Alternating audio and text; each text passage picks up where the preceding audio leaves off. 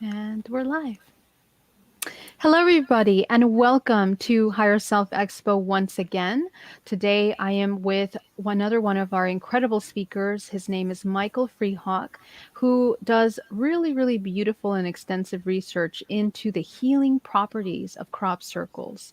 And he's going to be joining us at the conference to discuss this and the research and all these wonderful findings that he's discovered.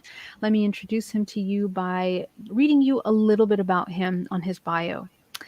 Michael Freehawk was born and raised in San Francisco Bay Area. He was an experiencer from a very young age and researcher of paranormal and related topics for over 25 years.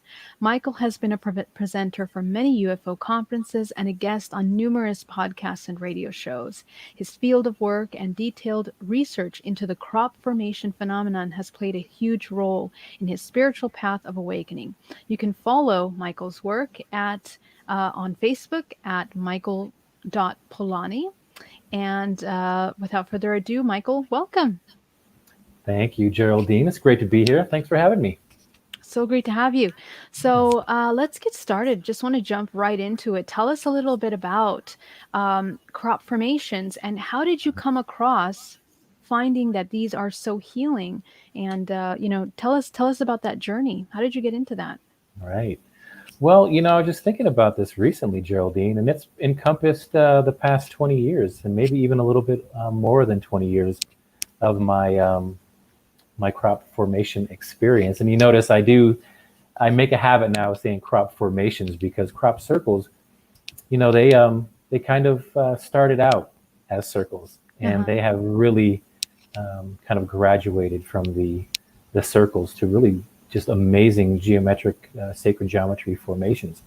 So that for me really started in the mid to late 90s, that I started to kind of educate myself, and I was really called to that work. And then what happens when you start to immerse yourself in something you're very passionate about.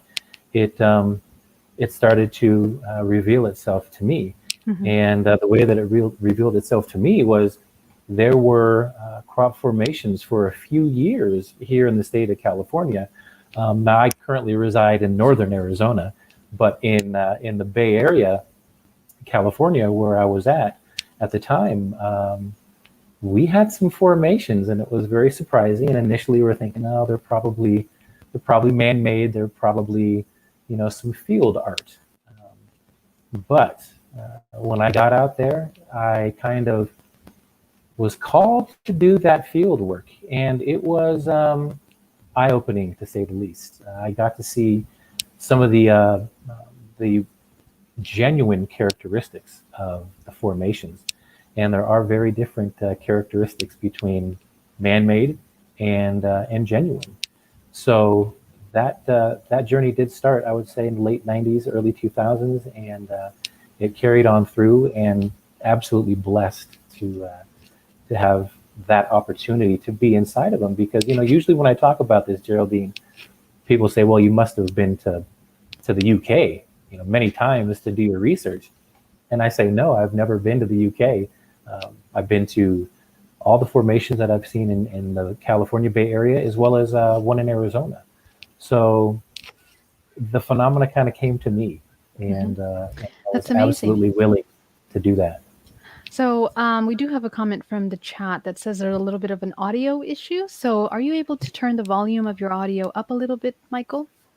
And while you're doing that, I mean, my next question is really, how did you discover that crop circles are healing? How did you come across this wisdom or this information? Were you testing? I know that you have this incredible story of being near one of those crop circles or being brought to the proximity of those crop circles all of a sudden. Tell us a little bit about that. Right. Well, for starters, I would say that really presented itself to me in 2007 in the Chandler Formation that was in Arizona. And I was living in Arizona at the time, in Chandler. And when I entered that formation, I could absolutely feel an energetic resonance to that field. I've been able to kind of sense subtle energies for most of my life since I was a kid. So when I was in that formation, I got the kind of got the tingles, my hands and my feet, and I could feel it throughout my body. The hair on my arms stood up. There was a palpable, energetic feeling through that field. And really, once I did the research at that time and beyond, it's starting to come out a lot more, and there is some great work being done by a handful of people that it's measurable. It does affect the the machinery, the cameras, the cell phones, things like that. And well, we're doing different testing now. When I say we, I mean the researchers who are taking this seriously, because the scientific method is really absent in this field, pun intended. That there was a gentleman, a biophysicist, Mr. Levengood, who has transitioned since his amazing work. Right now, there's really no scientific method being applied. And yes, there's a lot of man-made things out there, but there is a phenomena, natural, genuine phenomena that does exist, and it can be measured. And now we're applying that to assisting the body. And that's something I'll be talking about at the Higher Self Expo. Amazing. And we actually have a question from our dear friend Louisa Munson, who asked the question in regards to, has there been a croc formation that has changed your life, and how so? Was there any? Actually, 1991, Barbary Castle, the amazing, not the one that I have on my shirt today, but it was the triangle with the amazing detail to it. I probably have that somewhere here in a book, but that one is on the front of Freddie Silva's book. And when I saw that for the very first time, yeah, something clicked. Something clicked in me, and that was probably early mid 90s. And when I saw that, something else was going on, and I just kind of took that as a catalyst to give me the free will choice to pursue that, or to just let it go by. And I think you know which one I chose. That's amazing, Michael. Thank you so much for that. And Yeah. Louisa, thank you for that question. Sure. And Yes. so I know I've seen some of your work previously, and I actually heard you present at a conference here in San Francisco where you discussed a UFO con, where you discussed how it literally changed the size of how the grains were growing in the field. Can you speak to that a little bit? Right. Absolutely, Geraldine. That was one of the tests that Levengood did many years ago, and that was simply called the germination test.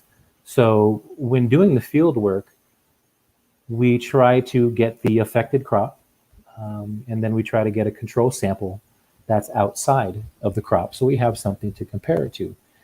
And when Levengood germinated, and this was just kind of an idea that happened in the laboratory one day, said, I wonder what would happen if we did this. And germinated the seeds. And we found out that the seeds that were present inside the affected crop, they did germinate much larger than the control sample. They seem to have had a higher protein content once the plant had germinated, much higher growth, increased vigor. They seem to do very well with less water, with less sunlight. So something was happening at a very, very minute level within the seed. And of course, the minute that you bring that up, it's like, okay, well, if there's more protein content to this the seeds, there is something that is interacting with that crop when it's laid down. If it's improving it, if it's a higher resistance to drought and sunlight and so forth and so on, well, that brings up, like corporations like Monsanto.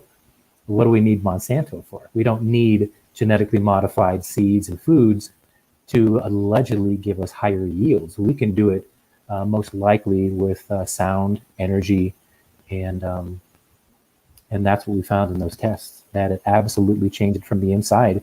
And that's something that the field artists or the debunkers don't really like to talk about, because simply stomping on a crop doesn't change it at a biophysical and a biochemical level.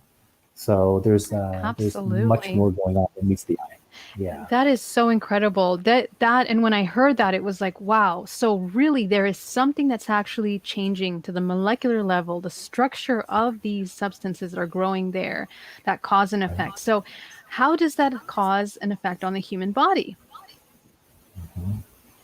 Well, what's interesting is there's been many hypotheses on that. One of those years ago was, okay, well, if the crop is being affected and is being changed, the crop is something that we eat, we ingest. Is this something that is having a change or an effect on our body internally and changing us at possibly a genetic level, possibly upgrading us in some way?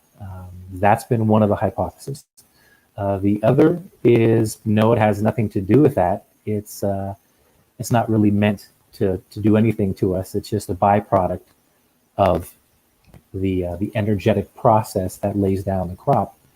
But I think we're still trying to figure out exactly what it is, but and what's the intention. But I can tell you the thing that we really can see making a difference in a human being that may sit in a crop formation for hours on end, or maybe even just in the vicinity of it, that we're seeing an energetic interaction between the human organism and the crop itself. So whether it's the energy that actually lays it down, is it the sacred geometry that's involved? We're seeing it, and there's some amazing stories, and I hope I have time to share most of them during the expo, because there's quite a few, and the research has really kind of slipped through the cracks, or I should say the knowledge of that research has slipped through the cracks over the years, because a lot of people just want to look at it and go, well, it's just a visual thing. Like, what are the formations trying to tell us? Well, I think it's multifaceted. I think they're trying to tell us something, but they're also trying to do something as well. And that's where the research comes in.